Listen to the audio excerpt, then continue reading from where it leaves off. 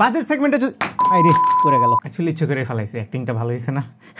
আমরা খুব শক্তপোক্ত একটা ফোন নিয়ে কথা বলতেছি, এই কারণে ইনস্ট্যান্টলি একটা ড্রপ টেস্টও করে ফেললাম। এটা হচ্ছে 10 থেকে 15,000 টাকার মধ্যে বাংলাদেশি ব্র্যান্ড ওয়ালটনের একটা ফোন, যেটার মডেল হচ্ছে নেক্সট জি N75। ওয়ালটন ক্লেম করছে এই ফোনটা হাত থেকে পড়ে গিয়ে বা আছাড় টাছাড় খাইলে খুব একটা সমস্যা হবে না। রাগের মাথায় যদিও আছাড় দিলে বাঁচবে না, তবে হাত থেকে যদি পড়ে যায় বা নর্মাল ইউজ কেসে যদি এটা আছাড় খায় তাহলে প্রবলেম হবে না, যেটা ইনস্ট্যান্টলি আমরা টাইলসের উপরে মাত্রই ফেলে টেস্ট করলাম। এর বাইরেও আমরা বেশ কিছু ড্রপ টেস্ট করেছি। এখন প্রশ্ন হচ্ছে শুধু কি বডি শক্তপোক্ত নাকি ভেতরে কোনো মাল মশলা আছে, সেটাই আজকের ভিডিওতে জানবো। ফোনটা দুইটা কালারে পাওয়া যাবে, ব্ল্যাক এবং সিলভার। আমাদের হাতে এটা সিলভার কালার ভেরিয়েন্ট আছে এবং এটার পেছনের দিকে প্লেন সিলভার না, এখানে ফ্লেম টাইপের একটা ওয়েভ ইফেক্ট দেওয়া হয়েছে, যেটা দেখতে বেশ সুন্দর লাগে। যদি একটু লাইট এদিক ওদিক ঘোরান তাহলে কিছুটা রিফ্লেকশনও পাওয়া যায়। উপরের দিকে ভুরি ভুরি ক্যামেরা রাখা হয়েছে, যদিও এখানে ইউজফুল ক্যামেরা একটাই, বাট দেখতে সুন্দর লাগে ক্যামেরা হাউসটা। ফোনটা প্লাস্টিকের তৈরি, তবে খুবই সলিড। এটার বিল্ড কোয়ালিটি যেরকমটা শুরুতেই বলছিলাম, হাতে নিলে চিপ ফিল একদমই হয় না। তবে ফোনটা একটু মোটা, 8.8 মিলিমিটার হচ্ছে এটার থিকনেস, যার ফলে হাতে নিলে কিছুটা বাল্কি ফিল হয়। 196 গ্রাম হচ্ছে এটার ওজন। যদিও এক হাতে ইউজ করতে গেলে কিছুটা প্রবলেম হয়, স্পেশালি যাদের হাত ছোট, একটু বড় হাত হইলে হয়তো প্রবলেম হবে না। তবে এটার ওয়েট ডিস্ট্রিবিউশন ঠিকঠাক আছে, ইউজ করতে গেলে ডিসকমফোর্ট আমি একদমই ফিল করিনি। ফোনটার ডান পাশে পাওয়ার বাটন আছে, যেটাতে সাইড মাউন্টেড ফিঙ্গারপ্রিন্ট স্ক্যানার রাখা হয়েছে। এটা মোটামুটি ফাস্ট এবং অ্যাকুরেটলি কাজ করে, তবে অ্যানিমেশনের স্লাইড একটু ডিলে আছে। আনলক হওয়ার সময় সুন্দর একটা অ্যানিমেশন হয়, যেটা দেখতে সুন্দর লাগে। ভলিউম বাটন আছে তার উপরেই, এবং এই ফোনটার টপ সাইডে আমরা একটা সেকেন্ডারি স্পিকার গ্রিল দেখতে পাচ্ছি, তার মানে এটাতে স্টেরিও স্পিকার আছে। স্পিকার কোয়ালিটি নিয়ে পরে কথা বলছি। বাম পাশে সিম কার্ড ট্রে আছে, যেখানে দুইটা সিমের পাশাপাশি একটা স্টোরেজ এক্সপেনশনের স্লটও আপনারা পেয়ে যাবেন। এটাতে 3.5 মিলিমিটার অডিও জ্যাক আছে, প্রাইমারি মাইক্রোফোন নিচের দিকে আছে, USB-C পোর্ট এবং বটম ফায়ারিং স্পিকারটাও আছে। এটা স্টিরিও স্পিকারের সাউন্ড বাজেট বিবেচনায় ডিসেন্ট ছিল, যদিও লাউডনেস খুব ক্রেজি ছিল না, বাট ফুল ভলিউম দিলে কিছুটা ডিস্টরশন আমরা খেয়াল করছিলাম। সাউন্ডটা ক্লিয়ার ছিল, বাট বেসিক কিছুটা কমতি আমরা পাচ্ছিলাম। সবকিছু মিলে ডিসেন্ট, আরেকটু বেটার হতে পারতো। ও আরেকটা বিষয় বলে দেই, এই ফোনটাতে IP64 রেটিং আছে, সো হালকা পাতলা পানির ছিটা ফোটা এটাতে পড়তে পারবে, যদিও সাবমার্জ করতে পারবেন না পানিতে। আর ডিসপ্লে সেকশনে এটাতে 6.7 ইঞ্চির একটা ম্যাসিভ প্যানেল ইউজ করা হয়েছে, যেটা একটা IPS panel by the way, এবং এটাতে 120 হার্জ রিফ্রেশ রেট আছে, বাট রেজুলেশনটা হচ্ছে HD+। আর একটা ভালো ব্যাপার হচ্ছে এটাতে ইউ শেপের নচ দেওয়া হয় নাই, ক্যামেরা কাটআউট দেওয়া হয়েছে, যার ফলে ডিসপ্লেটাকে কিন্তু একটু এক্সপেন্সিভ ফিল দেয়। সেই সাথে এই ডিসপ্লেতে 240 হার্জের টাচ স্যাম্পলিং রেট আছে, এবং এই ডিসপ্লেটাতে পান্ডা গ্লাস নামের একটা প্রোটেকশন আছে, যেটা বিয়ার একটা প্রোটেকশন আপনাকে দিবে। কর্নিং গরিলা গ্লাসের মতো এত হাই না, আবার লো না, ওই যে শামসুদ্দির বেটার করে নাতিন আর কি।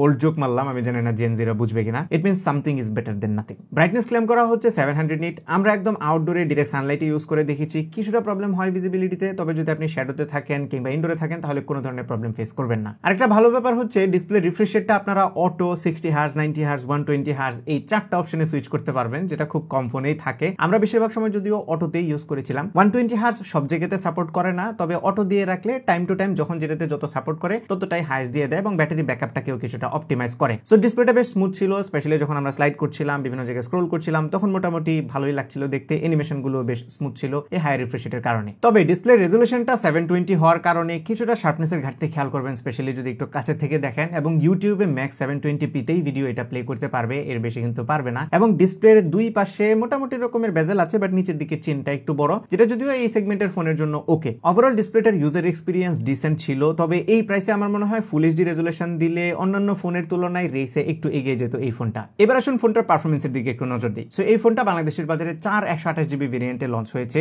4GB সাথে আরো 4GB ভার্চুয়াল র্যাম আপনারা পেয়ে যাবেন, আর ইন্টারনাল স্টোরেজটা হচ্ছে UFS 2.2 টাইপের, যেটা প্রশংসনীয়। এবং এই ফোনটার প্রাইস হচ্ছে 13,499 টাকা, মানে 13,500 টাকা। এবার আসুন এই ফোনটার প্রসেসর নিয়ে কথা বলি। এটাতে ইউনি SoC টাইগার 7250 SoC দেওয়া হয়েছে, যেটা ডুয়েল ক্লাস্টার Cortex A75 এবং Cortex A55 বেসড 12 ন্যানোমিটার প্রসেসে বিল্ড করা একটা অক্টা-কোর SoC। এবং এইটার পারফরমেন্স সম্পর্কে আমাদের কিছুটা আইডিয়া হয়তো বা সবারই আছে, কারণ এই ধরনের SoC আমরা বাজেট সেগমেন্টের ফোনে প্রায় সময় দেখে থাকি। সফটওয়্যার সেকশনে এটাতে Android 15 আছে আউট অফ দ্য বক্স, যার উপরে Dido OS দেওয়া হয়েছে। এবং আমরা যদি ওভারঅল ফোনটার ডে টু ডে লাইফের পারফরমেন্সের কথা বলি, তাহলে আমাদের কাছে ডিসেন্ট মনে হয়েছে। এই SoCটা মাল্টিটাস্কিং মোটামুটি হ্যান্ডেল করতে পারছিল, তবে 4GB র্যামের কারণে কিছুটা এখানে আটকে থাকছিল। র্যামটা আরেকটু যদি বেশি হতো তাহলে আরেকটু বেটার মাল্টিটাস্কিং এক্সপেরিয়েন্স আমরা পেতাম। সো এই ফোনটাতে আপনারা যদি সোশ্যাল মিডিয়া অ্যাপগুলো ইউজ করেন, তাহলে হেভি অ্যাপগুলো ইউজ না করে লাইট ইউজ করলে একটু বেটার পারফরমেন্স পাবেন। তবে আপনি যদি কয়েকটা অ্যাপ ইউজ করেন একসাথে, তাহলে কিছুটা আপনারা স্টার্টার খেয়াল করবেন, যদিও মেজর ল্যাগ পাবেন না আপনারা, বাট আমার মনে হয় আরেকটু বেটার র্যাম ম্যানেজমেন্ট এটাতে করা যেত।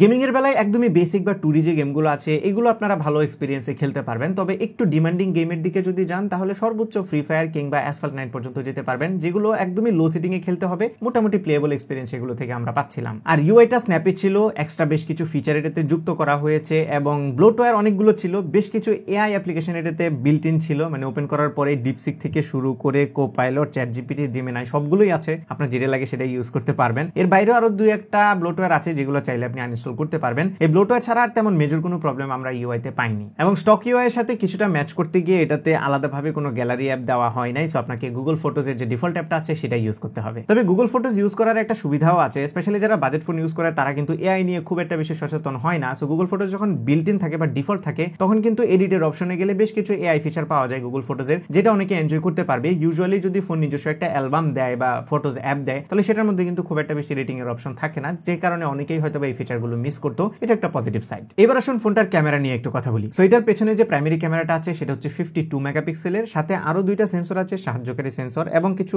ডিজাইন এলিমেন্টও এখানে অ্যাড করা হয়েছে এটাকে আরো বেশি পাওয়ারফুল ক্যামেরা ফোন বোঝানোর জন্য। এবং সামনের দিকে 8 মেগাপিক্সেলের একটা সেলফি শুটার আছে। সো পেছনের ক্যামেরার ডে লাইটের যে ছবিগুলো আছে সেগুলো আমার কাছে ডিসেন্ট লেগেছে, ছবিতে মোটামুটি ডিটেল থাকে, কিছুটা আর্টিফিশিয়াল শার্পনেস আমরা খেয়াল করেছি ছবিতে। সেই সাথে ছবির হোয়াইট ব্যালেন্সটা কিছুটা অফ ছিল, মাঝে মধ্যে একটু ওয়ার্ম টোন দিচ্ছিল, এবং ক্ষেত্র বিশেষে আমরা একটু ডিস্যাচুরেটেড ছবি দেখছিলাম, কালারগুলো আর একটু পপ হলে মনে হয় ভালো হতো। পোর্ট্রেট মোডে গেলে এজ ডিরেকশন মাঝে মধ্যেই ছেড়ে দিচ্ছিল, স্পেশালি ব্যাকগ্রাউন্ড যদি কমপ্লিকেটেড হয়, এবং ছবিতে ডিটেলটা পোর্ট্রেটে একটু কম পাচ্ছিলাম আমরা রেগুলার মোডের তুলনায়। তবে পোর্ট্রেট মোডে ছবির ওভারঅল লুক ভালো লাগছিল, এবং সোশ্যাল মিডিয়াতে শেয়ার করার মতো ছবি আপনারা এটা দিয়ে তুলতে পারবেন। লো লাইটের রেজাল্ট যদিও খুব একটা আহামরি ছিল না, এবং এই বাজেটের ফোন থেকে আসলে খুব বেশি এক্সপেক্ট করা উচিত না। রিয়ার ক্যামেরা দিয়ে সর্বোচ্চ 1080 30 fps এ ভিডিও রেকর্ড করতে পারবেন, কোনো ধরনের স্টেবিলাইজেশন নেই, এভারেজ কোয়ালিটি ছিল একদমই ভিডিও। আর 8 মেগাপিক্সেলের ফ্রন্ট ক্যামেরা দিয়ে আপনারা ডিসেন্ট কোয়ালিটি সেলফি তুলতে পারবেন, ডিটেলের পরিমাণ ওকে, খুব বেশিও না আবার খুব কমও না। আর্টিফিশিয়াল শার্পনেস এখানেও আমরা দেখছিলাম, এবং এখানেও হোয়াইট ব্যালেন্সে কিছুটা ইস্যু দেখছিলাম, কিছুটা ওয়ার্ম টোন দিচ্ছিল ছবিতে।